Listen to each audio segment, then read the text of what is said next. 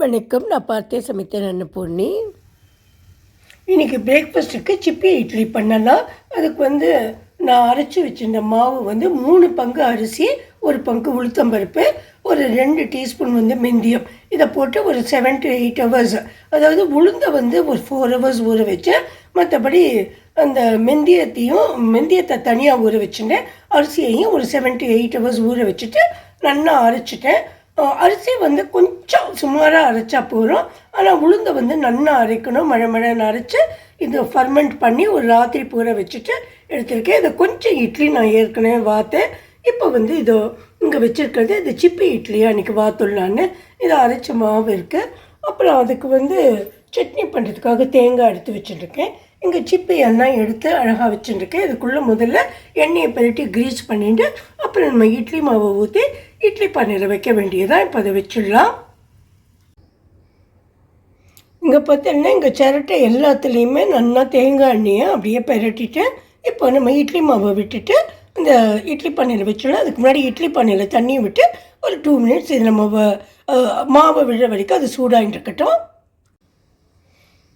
இது இங்கே 2 கப்பில் மஞ்சள் இலையை போட்டிருக்கேன். இது ஒரு கப்லேயும் இது ஒரு கப்லேயும். இதுக்கு மேலே நம்ம ஒரு இந்த கற்பூரவல்லி இருக்கு இல்லையா, இது நல்லா அலம்பிட்டு இதில் இருக்கிற ஒவ்வொரு இலையும் கொஞ்சம் இலையெல்லாம் வாடி இருக்கு, அந்த இலையெல்லாம் போட வேண்டாம். எந்த இலையெல்லாம் நல்லா இருக்கோ அது ஒவ்வொரு இலையை இதுக்கு மேலே வச்சுட்டு நம்ம இட்லியை போட்டுட்டு அதுக்கு மேலே வச்சிடலாம். அப்போ கோல்டு எல்லாம் வராமல் இருக்கும். கோல்டு இருந்தாலும் அது கொஞ்சம் சரியாகிறதுக்கும் ஹெல்ப் பண்ணும். இது மாதிரி நம்ம வாத்துடலாம்.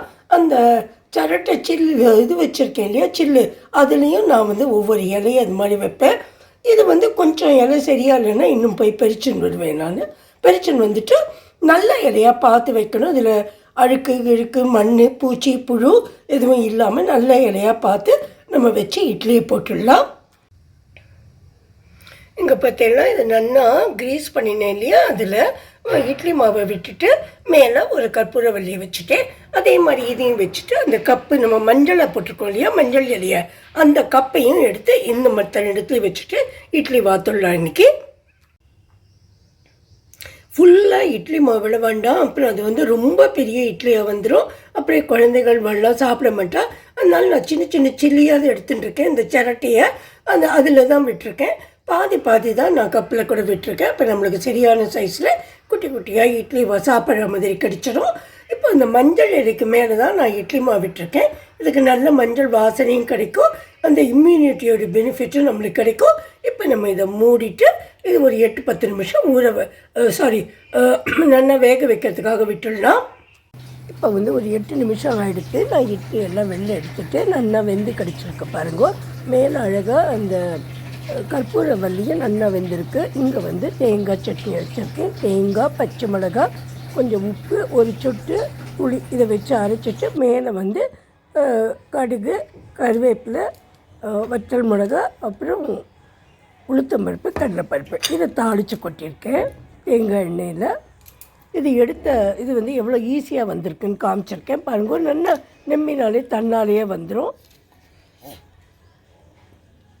நம்ம அந்த சாப்பிடும்போது இந்த இலை இருக்கு இல்லையா, பின்னாடி வச்சோமே கப்பில் மஞ்சள் இலை, இதை ரிமூவ் பண்ணிவிட்டு சாப்பிட்லாம். ஏன்னா அந்த வாசனை வேகும் போதே நம்மளுக்கு கிடைக்கும், அந்த மஞ்சளோட வாசனை.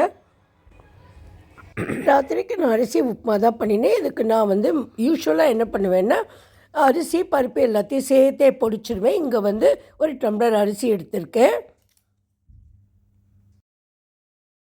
அரிசி அங்கே பொடிச்சு வச்சுட்டு ரவையாக பொடிச்சுக்கலாம்.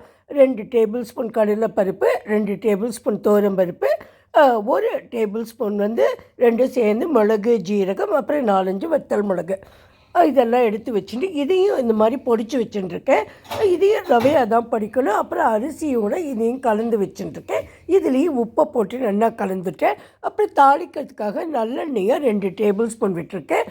இதில் கடுகு, உளுத்தம்பருப்பு, கடலைப்பருப்பு, கறிவேப்பிலை, அப்புறம் இதுலேயும் முழுசாகவே மிளகு, ஜீரகம் போடணும். அப்புறம் பெருங்காயம், வற்றல் மிளகு இதெல்லாம் போட்டு நல்லா இதெல்லாம் பொரிஞ்சதுக்கப்புறம் நம்ம 1 கப்பு அரிசி எடுத்தோம்னாக்கா ஒரு 2 கப்பு ஜலம். நான் 2.25 விட்டுட்டேன், ஏன்னா பருப்பெல்லாம் இருக்கணும், அதுக்காக 2.25 விட்டுன்ட்டு எல்லாத்தையும் சேர்ந்து நல்லா கொதிக்கட்டும். தண்ணி கொதித்ததுக்கப்புறம் நீங்கள் அரிசியில் உப்பு போடலைன்னா இங்கே உப்பு போட்டுக்கலாம். அப்புறம் பெருங்காயமாக அங்கே போட மறந்துட்டேன்னா இங்கே போட்டுக்கலாம்.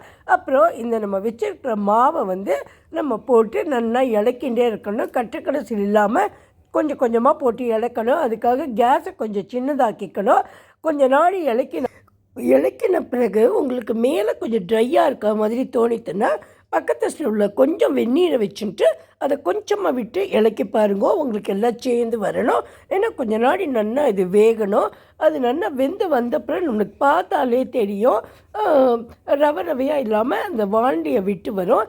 அதுக்கப்புறம் இதை நம்ம எடுத்துகிட்டு சர்வ் பண்ணும்போது ஒரு டீஸ்பூன் நெய்யை விட்டு சர்வ் பண்ணலாம்.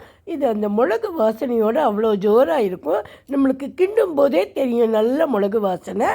பாருங்க, நல்லா உதிராக வந்துடும், கட்டியாக வந்துடும் நினைக்காதீங்க. போட்டு நீங்கள் நல்லா அந்த கரண்டி காம்பால் கொஞ்சம் எடுத்து எல்லாத்தையும் போட்டதுக்கப்புறமே ஒரு கிண்டினா உதிராக இருக்கும்.